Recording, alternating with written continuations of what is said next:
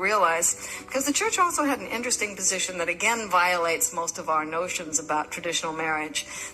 The church did not demand that marriage take place in a church or be blessed by a priest or anything like that. And in fact, through most of history, marriage was a relationship between families. It wasn't enforced by church or state. Not till 1754 did England require a license to get married. Well, an early pope said, maybe we should make the validity of a marriage dependent on it happening in church. But the tradition in the Roman Empire had been that if people lived together and thought they were married, then they were married. And if they lived together and thought they weren't married, then they weren't married. There was no legal or formal requirement. And so his advisors pointed out to them that if you made the validity of a marriage dependent on it having been contracted in church, the majority of Europeans would instantly end up illegitimate. So the church took the position that you were married. They would prefer it if you had banns and parental consent in a church marriage. But if you said that you would exchange words of consent out by the woodpile, no witnesses, no priest, then you were married.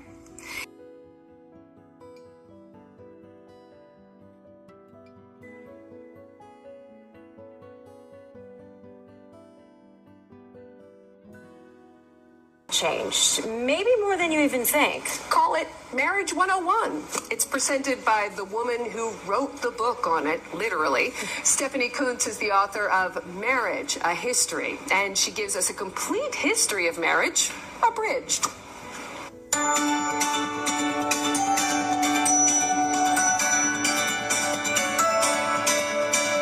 For most of history, the most preferred marriage form was not one man, one woman, but one man, many women. That was throughout the majority of cultures in the world, and it's the one most referred to in the first 5 books of the Bible.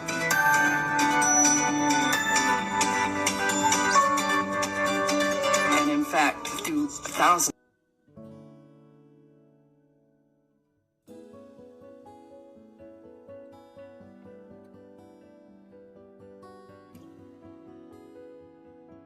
Definition is a permission to do something that is illegal, unlawful, a tort, or trespass. So when you got your marriage license, ladies and gentlemen, you wanted to create a tort or a trespass. You wanted to violate a law. You wanted to trespass on somebody's rights. And the state licensed you to do that, and you paid them a fee. And you created the guardian-ward relationship in which the state is the superior guardian, and you become an officer of the court. In several states, statutes authorize a person who, although of sound mind, when he believes that he's incapable of managing his own estate or caring for his own property, he may apply for, or he may request, or simply consent to the appointment of a conservator or a guardian of his estate, or of his estate and his person, who, when appointed, possesses over the estate substantially the same powers, and is subject in regard thereto to substantially the same duties as the guardian of an incompetent.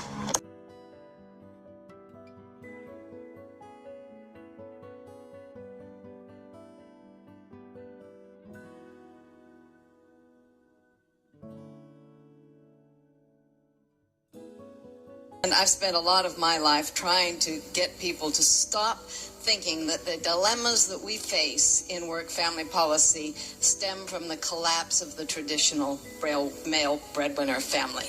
There is no such thing as a traditional male breadwinner family. It was a late-arriving, short-lived family aberration in the history of the world. It's over. It's time to get over it. For thousands of years, any family that needed to work understood that everybody in the family needed to work. There was no word like male breadwinner.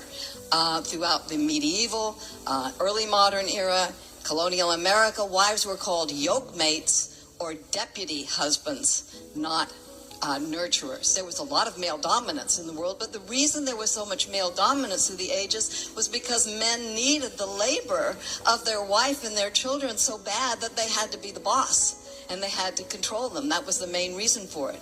When men took a wife, and this was true right up until the end of the 18th century, they didn't usually do it because they had just fallen helplessly in love. They took a wife because they needed to expand their labor force or their land holdings. They needed to make a political or military or business alliance with the woman's family, or they needed a good infusion of cash, which is why they were often much more interested in the dowry than they were in the daughter. You probably remember the old, it was invented in the 16th century, the marriage ceremony where the woman promises to love, honor, and obey. That was certainly, obey was a very important part of it. But the man promises charmingly that with all my worldly goods I thee endow. Well, that was spoken by the wrong gender to the wrong spouse. What happened through most of history and what happened until the 19th century was that when a woman married, everything she inherited, brought to the marriage, even her personal jewelry, and anything she earned within it belonged to the man.